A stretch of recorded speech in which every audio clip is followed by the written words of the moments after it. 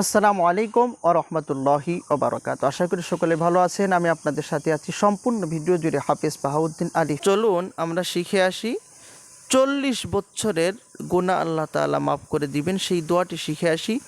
এই দোয়াটি শুক্রবারের দিন অর্থাৎ জুমার দিন শুক্রবারের দিন আসরের নামাজের পরে অর্থাৎ আসরের নামাজ পড়ার পরে নিজ জায়গাতে কিন্তু বসে থাকতে হবে। আসরের নামাজ পড়ার পরে নিজ জায়গাতে বসে থেকে আপনি আর 40 বার পড়লে 40 বছরের গুনাহ আল্লাহ তাআলা মাফ করে দিবেন। তো চলুন আমরা শিখে আসি।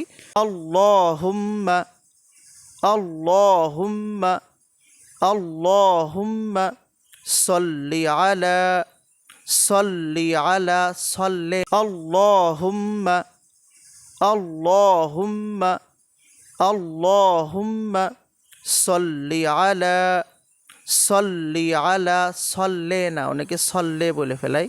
সল্লি আলা মুহাম্মাদি মুহাম্মাদি নিন নাবিয়্যি এতটুক দুরুদ এতটুক পড়লেই কিন্তু হবে উম্মিয়্যি ওয়া আলিহি ওয়াসাল্লিম। লাস্টে কিন্তু এতটুক লাগালেও কোনো সমস্যা নেই। এটা কিন্তু একটি দুরুদ শরীফ, এটাকে উম্মি দুরুদ কিন্তু বলা হয়ে থাকে। তো চলুন আমরা বানান করে শিখাই। আলিফ লাম জবর আল, লাম খাড়া জবর লা, আল্লাহ, হা মিম পেশ হুম, মিম জবর মা, হুম্মা, আল্লাহুম্মা, সদ লাম জবর সল, লাম জেল্লি, সল্লি, সল্লে না, অনেকে সল্লে আলা কয়, সল্লি হবে। আইন জবর আ, লাম ইয়া খাড়া জবর লা, আলা, সল্লি আলা আল্লাহুম্মা, আবার আল্লাহুম্মা সল্লি আলা, মিম পেশ মু, হা মিম জবর হাম, মুহাম, মিম জবর মা, মুহাম্মা, দাল জেদ্দি, মুহাম্মাদি, নুন নুন যে নিন, মুহাম্মাদিনিন, নুন জবর না, বায়াজের বি, নাবি, ইয়াজের ই, নাবিয়্যি, মুহাম্মাদিনিন নাবিয়্যি। এতটুক পড়লেই কিন্তু হবে, কোনো সমস্যা নেই। তো ভেঙে ভেঙে বলি।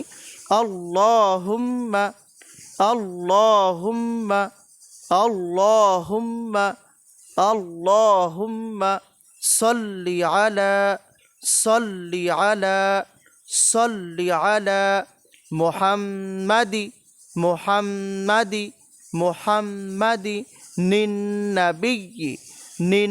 নাবিয়্যি ওয়া আলিহি ওয়াসাল্লিম ওয়া আলিহি ওয়াসাল্লিম।